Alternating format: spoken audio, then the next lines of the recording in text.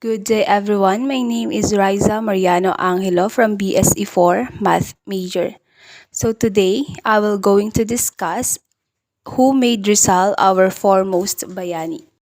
Esteban A. de Ocampo's article, Who Made Rizal Our Foremost National Hero and Why, has become well known in defending Rizal's being the Philippines' foremost hero. Essentially, it denies the claim that Rizal is a made-to-order national hero manufactured by the Americans, chiefly by then Civil Governor William Howard Taft. Ocampo uses as basis the meaning of the term hero by the Webster New International Dictionary of English Language. A prominent or central personage taking admirable part in any remarkable action or event. Next, a person of distinguished valor or enterprise in danger. Lastly, a man honored after death by public worship because of exceptional service to mankind. In 1902, Congressman Henry Allen Cooper of Wisconsin delivered a eulogy of Rizal and even recited the hero's last poem at the U.S. House of Representatives to justify the capacity of the Filipinos for self-government. In part, he said, "So, sir, I say to all those who denounce a Filipino discriminately a barbarians and savages, without possibility of a civilized future, that this despised race proven itself entitled to the respect and to the respect of mankind when it furnished to the world the character of a Rizal."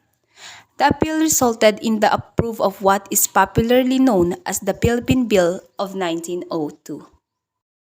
Using the second quoted meaning of hero, De Ocampo claims that no Filipino has yet been born who can equal or surpass Rizal as a person of distinguished valor, enterprise in danger, fortitude in suffering.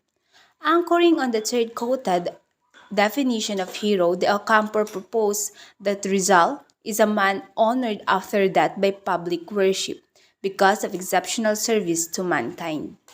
The following is De Ocampo's long justification in part. We can say that even before his execution, Rizal was already acclaimed by both Filipinos and foreigners as the foremost leader of his people. Writing from Barcelona to the Great Malayan of March 10, 1899, M. H. Del Pilar said, "Rizal no tiene un derecho a morir, su nombre constituía la más pura inmaculada bandera de aspirations y plaridel. Los suyos no son otra cosa mo que inmaculada unos voluntrantes que militan bajo es bandera." Fernando Acevedo, who called Rizal his distinguido amigo, compañero y paisano, wrote Rizal a letter from Zaragoza, Spain on October 25, 1889. "I see in you the model Filipino. Your application to study and your talents have been placed on height which I revere and admire." Among the Filipinos who recognized Rizal as the leading Filipino of his time were Ferdinand Blumentritt, Napoleon M. Cale, Dr. Reinhold Rost, and Vicente Barrantes. Professor Blumentritt told Dr. Maximo Viola in May 1887 that Rizal was the greatest product of the Philippines and that his coming to the world was like the appearance of a rare comet, whose rare brilliance appears only every other century. Next is Napoleon Cale of Austria, wrote to Rizal and said, "Admire el noble representante de la España colonial." Next is Dr. Reinhold Rost, distinguished Malayaologist and librarian of the India Office of London, called Rizal una peria hombre. Next is Don Vicente Barrantes, has to admit that Rizal was the first among the Filipinos. Even before the outbreak of revolution against Spain in 1896, many instances can be cited to prove that this country here and abroad recognized Rizal's leadership. In the early part of 1889, he was anonymously elected by the Filipinos in Barcelona and Madrid as the honorary president of La Solidaridad. In January 1891, Rizal was again anonymously chosen responsible or chief of the Spanish-Filipino Association. He was also the founder and moving spirit in the founding of La Liga Filipina in Manila on July 3, 1892. A year after Rizal's execution, General Emilio Aguinaldo and the other revolutionary chiefs exiled to Hong Kong held a commemorate program there on December 29, 1897 on the occasion of the first anniversary of the hero's execution of the martyrdom. In his opening address of the Congress assembled in Malolos, Bulacan on September 15, 1898, President Aguinaldo invoked the spirits of departed heroes of the fatherland.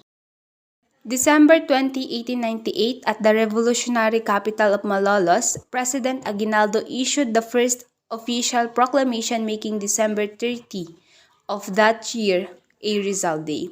The same proclamation ordered the hoisting of the Filipino flag at half-mast from noon on December 30, 1898 and the closing of all offices of the government during the whole day of December 30.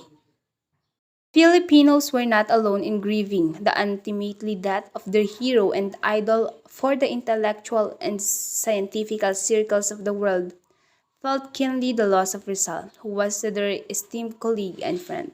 Dr. Camilo Asayas and Wenceslao Retanya spoke of the universal homage as accorded immediately after his death. Who made Rizal the foremost hero of the Philippines? The answer is no single person or groups of persons were responsible for making the greatest Malayan the number one hero of his people. Rizal himself, his own people, and the foreigners all together contributed to make him the greatest hero and martyr of his people. No amount of adulation and canonization by both Filipinos and foreigners could convert Rizal into a great hero if he did not possess in himself what Palma calls excellent qualities and merits, de Ocampo ente. Directly answering the opinion that Rizal was an American-made hero, contemporary non-Filipino historian Norman Owen in Quora.com explained, but many Filipinos had already made Rizal a national hero, even before the American arrived. The Katipunan itself venerated Rizal, and Reynaldo Iteto's research reveals how deeply his veneration, verging on worship, had penetrated the peasantry, especially in the Tagalog region. So it could be argued that what the Americans were doing was simply confirming officially a decision the Filipino people had already made unofficially, that Rizal was the greatest Filipino and the one who most completely embodied the national dream. Professor Owen, a non-Filipino who has passion in studying Filipino history, is appropriate here as a conclusion. He wrote, I have to say that as an outsider who had studied Philippine history for nearly 50 years, I find Rizal to be far and away the most unbearable Filipino worthiest to be national hero, if we must single out one of many. He is was perhaps the country's greatest novelist and among its greatest essayist, historians, and poets, and he dedicated his life and eventually his death to the welfare of Filipinos at a time when many of his countrymen were scarcely aware of the nation as such. He had his flaws, who doesn't? But his combination of intelligence, creativity, and patriotism has rarely been equaled in any country. The Philippines should be proud of him. So that's all my report. Thank you for watching.